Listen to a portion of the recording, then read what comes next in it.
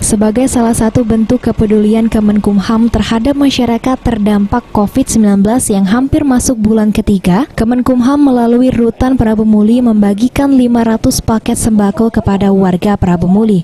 Agar tepat sasaran, Rutan Kelas 2B Prabu Muli menggandeng para jurnalis yang biasa terjun ke lapangan dan tahu kondisi warga mana saja yang berhak mendapatkan bantuan tersebut. Kepala Rutan Kelas 2B Prabu Muli Reza Mediansyah mengatakan, bantuan Kementerian dan HAM ini bukan hanya di wilayah Sumsel, tapi seluruh daerah di Indonesia.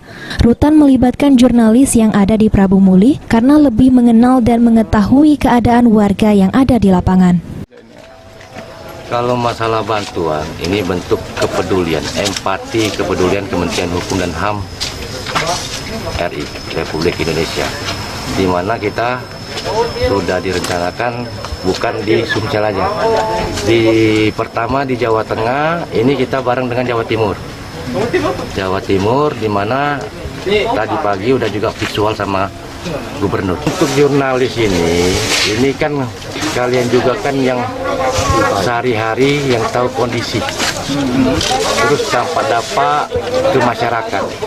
Di samping itu juga kalian juga memantau yang mana yang layak itu kalian tahu sebagai rekan-rekan media.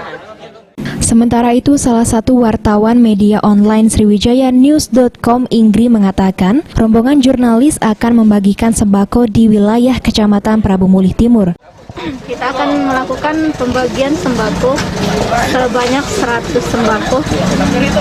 Beruntungnya para jurnalis dilibatkan dalam pembagian sembako ini dan mendistribusikannya langsung kepada warga.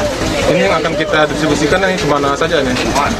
Yang pastinya untuk di wilayah Prabu Muli Timur, karena itu kan wilayahnya termasuk paling luas.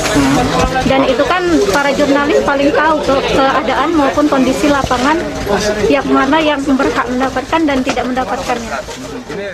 Di hari yang sama, rombongan Rutan Kelas 2B Prabu Muli juga membagikan takjil berbuka puasa yang ditujukan kepada pengendara bermotor dan anak jalanan yang ada di Prabu Muli. Diharapkan kegiatan ini sebagai ladang pahala bagi seluruh pegawai Rutan Kelas 2B Prabu Muli. Beni Firdaus, PAL TV.